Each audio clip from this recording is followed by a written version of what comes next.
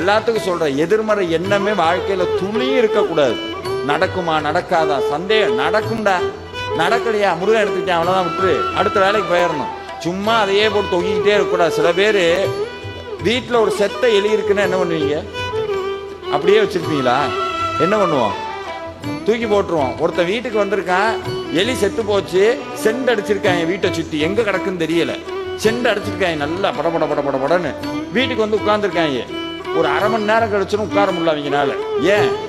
நாத்து அடிக்க ஆரம்பிச்சிருச்சு. அப்புறம் புரிஞ்சிருச்சு, செத்த எலி இருக்கிற வரைக்கும் வீட்டுக்குள்ள வாசம் அடிச்சுக்கிட்டே தான் இருக்கும்.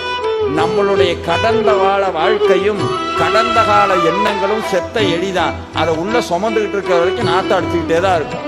எப்போ தூக்கி அப்படி வீசுறமோ அப்பவே வாழ்க்கை சந்தோஷமா இருக்கும். சில பேர் அதை நான் அப்பவே அப்படி இருந்திருந்தா நல்லா இருந்திருப்பேன், அப்பவே அப்படி இருந்தா நான் அப்பவே அதான் படிக்கல.